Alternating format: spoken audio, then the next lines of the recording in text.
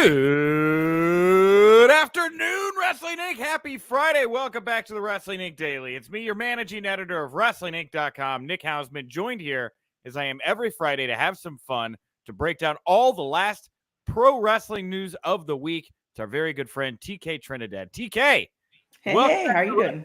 Daily. Yeah. Who? Okay, here we are.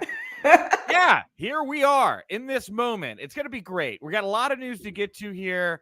TK talking TK. That's how we're going to start off the news block in just a little bit later on.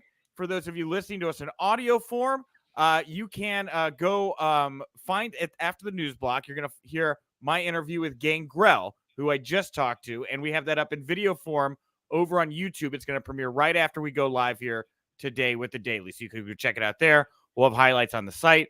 At the end of the show, in the mailbag, we're going to talk more TK. Two TK blocks here today. We're going to talk about Tony Khan's mystery announcement for Wednesday. This has been a buzzy thing for me and my friends. I don't know why I'm so interested in what these announcements are. Can they top themselves? I don't know, TK. He gets you every time. He does. A filthy mark for just blatant news rip teases, I guess. I don't know. So anyway, the chat room is open. Samantha here saying happy Easter. Bruce Barrett saying hi to the both of us. Jared here saying happy Friday, Wrestling Inc. I'm not able to watch live as I'm currently celebrating my birthday, number 19. Have a fantastic weekend. Well, Jared, happy birthday to you. Thank you for happy your birthday support. You're only 19. In parts of the world, that means you can drink. I don't know where it is, but Canada. No, I know where it is. I don't know where you are, but live your life. Yeah, get to Canada if you can. And if you don't drink, don't drink. Whatever. No judgment. Great start to the show. All right, let's get to it. News you can use. News that will leave a bruise. Okay. Satnam Singh made his AEW debut on Wednesday night. There was this long blackout at the end of the show in the overrun. Then he lays out Samoa Joe with Sanjay Dutt and Jay Lethal. Fightful saying multiple AEW talents didn't think the debut was executed well. Many do believe the business side of the decision was good, as they're trying to break into India and make that relationship strong with Discovery Warner Media.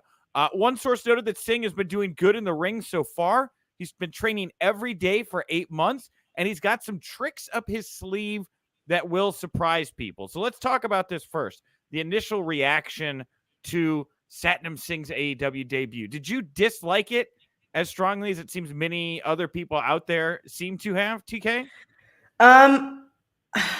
It's a catch-22. I feel like you had a segment of the population who showed up, and looks-wise, it's like, oh my God, this guy is massive and tall and, above average tall. Like, people think 6'3" is tall, but I don't know, was he like 7'2"? I had it on Wikipedia. 7'2", 7'3", he's gigantic. Yeah. He made Samoa Joe look like a little baby. Right. So you have people who are like, oh my God, who is this guy? But the fact that this guy is a former NBA player, I feel like they could have teased that in a certain way, because there were a handful of people who had no idea who he was. Right. And, it's just like, getting to the NBA is not the easiest feat. And on top of that, he didn't grow up, he didn't start his life in the US.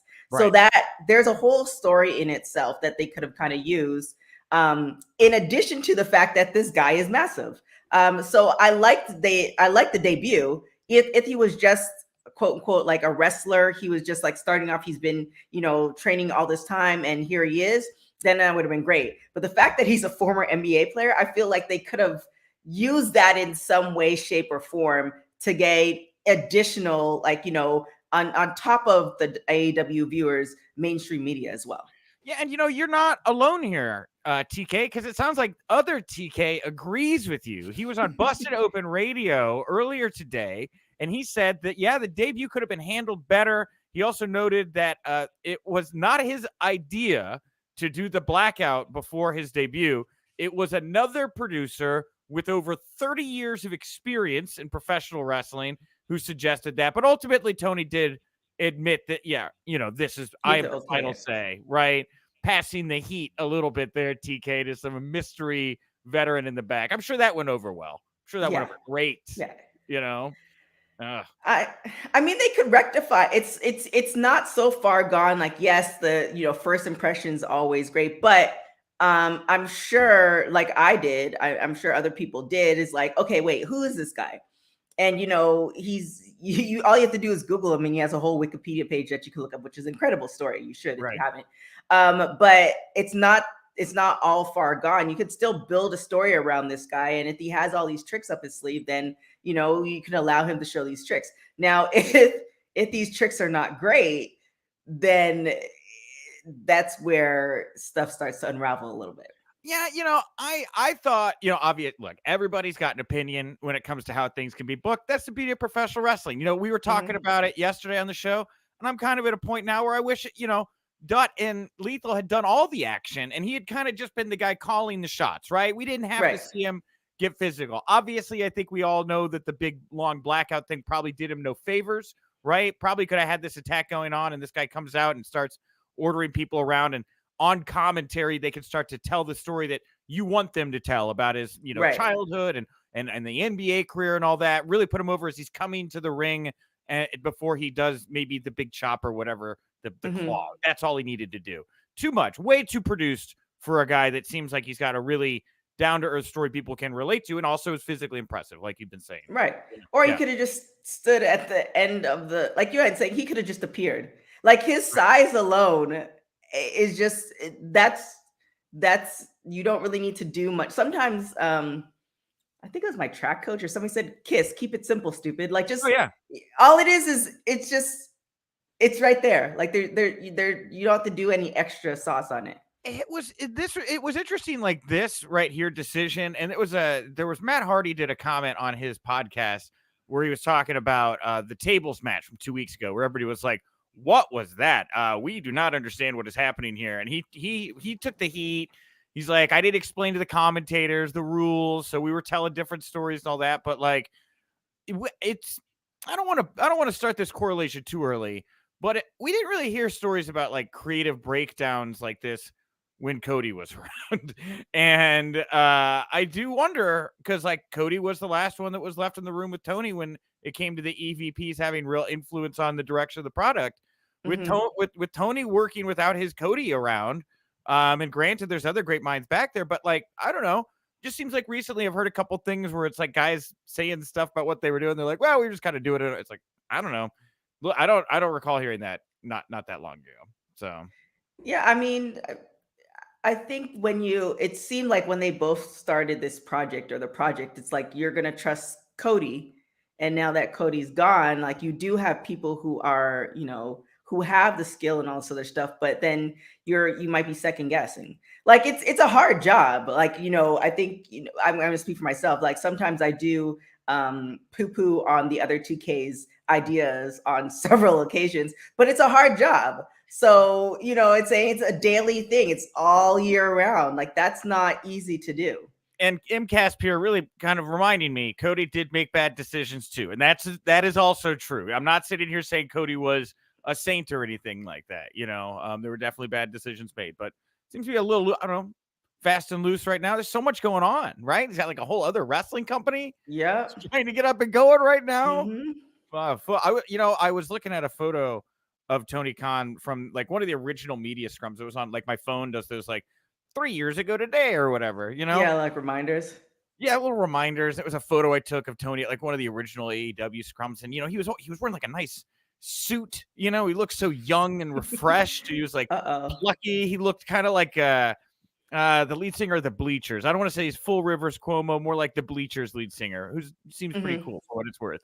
But like really, like you could see the youthfulness, and I don't want to say it's like being the president that's like aged Tony Khan, but like he doesn't, I don't think, wear those sharp suits and like have that kind of, he's in the trenches now these days, Yeah, it's hard. It's no matter what. I mean, obviously the president, being the president's a whole, you have the world on your shoulders, but no matter what, all the little decisions, all the big decisions, all that stuff, like he's the face, because you have other companies, you don't know who the face is.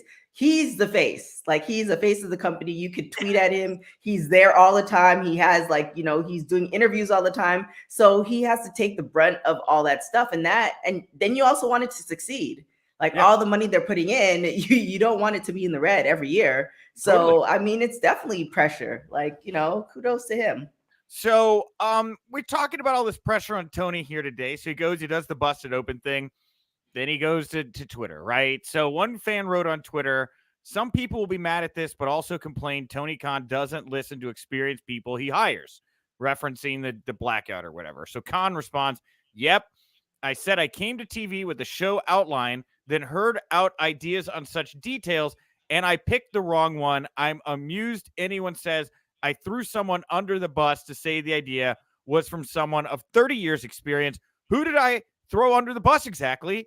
Where's the mystery bod, right? So, I don't want to say threw any because he didn't throw anybody specifically under the bus, but whoever it is, I'm sure knew who they were, right? Right. When he made the comment, right? So, I mean, I think he didn't necessarily want to throw the person under the bus, but he also wanted to make it like, hey, I listened to somebody other than myself. And so, I mean, it's kind of like, yeah, damn it you do, damn it you don't. Like, I think sometimes he's just like, look, I'm just here. I'm doing what best I can.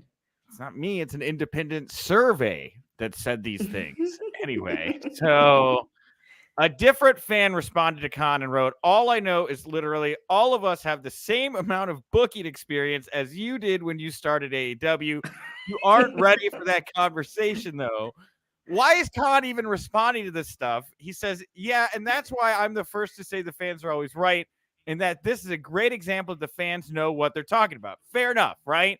That same fan responded to Khan and suggested he hire a booker, to which Khan wrote, you need to hire this ratio, which I'm guessing means that he's trying to get people to unfollow.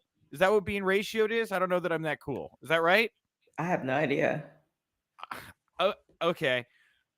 I the original headline we had on the site was Tony Khan tries to ratio this person, and I was like, I don't know if that's accurate because I don't know how this word is used. We'll just say made a ratio reference to a fan. So that's where I settled on that one. One fan suggested that they have had Singh appear in the crowd, then have him stand up. He said, I would have shown him in the crowd, then have him stand up. Then you start the build. Khan finished by saying, I saw a bunch of fans say that after the fact. I realized after that it would have worked better than what we did. Again, dozens of experienced people in our production meetings. Nobody pointed it out. The idea came from fans. It goes to show you how smart the fans are. So there is the saga of Satnam Singh's AEW debut. What controversy. I mean, this guy's got to be worth money now. Everybody's talking about him. This is true. I mean, it's at least it's news. Like, say that all happened and nobody was talking about it. So I mean, no news is good. Bad news is good news. You got to get people talking every Friday, right? You got to get them watching Rampage, right? It is. By the way, the early start time starts in a little over an hour. And MCAS Bear pointing out Fulham lost today, but still first in the championship, about to be promoted. I agree with you about the Jags. He doesn't. Oh wait, I think this is from the conversation. Brian Bills, by the way, saying ratio is like being owned or pwned. Oh, okay. So I guess you can't just say I pwned you. Do the little cat meme. I just pwned you, cat meme. All right. Moving away from this Tony Khan, Satnam Singh discussion. Little WWE news. The Observer saying the WWE roster recently received a memo that included a decree from Vince, who doesn't want anyone new using their real names anymore or names they've used before on the indies. Got to be all new names. Now, there are obvious exceptions to this rule, like every rule. It was noted that the decree applies mostly to people just coming to the main roster. Obviously, it doesn't apply to Cody Rhodes or Gable Steveson. Like it was announced this past week that Austin Theory is now just going to be Theory. Speculation. It was because it was related to Stone Cold Steve Austin. Not the case. Theory's name was changed because his real first name is Austin. Austin White. Can't have anything that is authentic to you. Must go. Burn it to the ground. Yeah. Yikes. I mean, I see where he's coming from.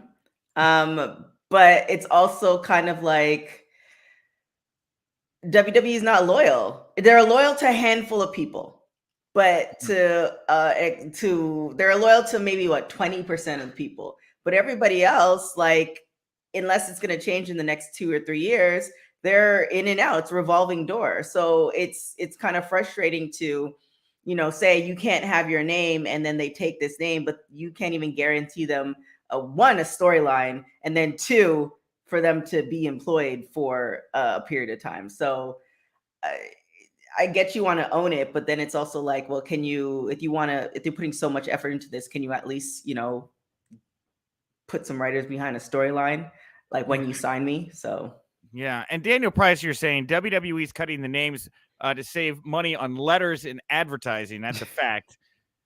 I guess if it was like old timey and they're always like having to put the letters on the marquee every night, save time and energy and money on the letters. Okay. No, I just hope they just get this under control. It's been a weird story to track the past couple years, and I have a feeling that with Vince more hands-on in NXT, if this is the way it is, you come in, we're going to give you a brand new name, we're going to build you up, we're going to train you, and then we're going to move to the main roster. I really do think, and I also think there's more to this. I think that Vince just hates anything that was part of NXT 1.0 and anything Hunter touched. I think he sees it as like battered goods, and so it's all got to get a fresh coat of paint. This is the whole just part of the wave that's going on at the moment, I mean, if it makes sense and it makes dollars, then yeah. But if it doesn't make sense, then, But Vince is going to do what he wants to do. He's going to get in the ring at 76 years old because he wants to do it. So, I mean, who are we? He's going to do whatever. Well, Undertaker now in his retirement is getting to do what he wants to do, which I guess is hunting turkeys. He shared a couple photos on Instagram of his bow hunting turkeys, and I'm only mentioning this as news because a lot of people were really interested in this, and I don't know if people are super into bow hunting, if it's because it's Undertaker news, but Undertaker bow hunts turkeys now. Does this do anything for you, TK? I mean, it's interesting because Undertaker is not a small guy, and just the visual is like, okay. It's just something strange. Like, how many of your friends bow hunt turkeys? Hey, Nelly Belly 420 here. Great name, saying my dad goes turkey bow hunting. LOL. I grew up in the south of Texas. I have relatives bow hunt. I never got to bow hunt. I kind of wanted to for a while. Now I'm not so like big on like wanting to go hunting. But when I was a younger man, I really wanted to bow hunt. And if you look at his, I'd have to go back and look at the photo, and I'm not going to bring it up and get us like an accidental like copyright trademark violation or whatever. But I think it was an automatic bow or like what are they called? The geared bows. But it's not like you have to pull it back and like hold the line and like keep your aim. You just kind of like click it back and then you pull a trigger as if it was a gun, but it's an arrow instead of a gun. So I just wanted to give my 2 cents on how. Nelly's saying crossbow, but there's like a technical name for this kind of bow that I'm searching for here. I was a Textophilite at some point in my life. So yeah, being a city girl, have no idea. Never even heard of it. Didn't know bow hunting was a thing. So even just thinking of the visuals, it's like, okay, well, don't know anybody else who does it either. So now I know Undertaker does it. There you go. All right, TK, I want to thank you for joining me at the top of the show to listen to me ramble about bow hunting for a couple minutes, I guess. Thank you all so much for tuning in. We are going through an overhaul on the site right now. We're trying to make sure that the live feed gets more prominently displayed on the main page. But until then, we are not on the main page. So if you're watching the show, it's because you're a dedicated viewer. We thank you. Continue to share out the link. Tell other people that we are live at 5 p.m. Eastern. I think by Monday, we'll have this fixed and we'll go back to promoting on the main page. But just you're always welcome to share the link anyway. Show some love. And thank you very much, by the way, to Gangrel. Great conversation. MLW, Kings of Coliseum. Go check it out. And we will have quotes from that up on the site here very shortly. And then, of course, the interview is going to premiere over on YouTube in just a few minutes. With that, let's dive into the mailbag. At Wink Daily, WINC Daily. That's the account to follow. I asked you all, what do you think Tony Khan's major announcement is going to be this Wednesday on Dynamite? I think I have 3 pretty good choices here on the poll today. Now, it must have resonated because we have like over 300 votes in just about an hour. 41.3% of you all think it's going to be an AEW New Japan Super Show. 29.8% think it has something to do with the video game release. 20% say ROH distribution, and about 9% for everything else. What does your gut say, TK? What do you think we're going to get here with this major announcement? I want to say video game. Yeah. I want to say video game. As long as it's not another signee. Like, I want everybody to get a job, but they've been signing way too many people. And I feel like we need to cool off on hiring folks and let's kind of get some stories going. Yeah, no, video game, good, very good guess. I put it up top because somebody I know, trust on this stuff, said they think it's going to be that.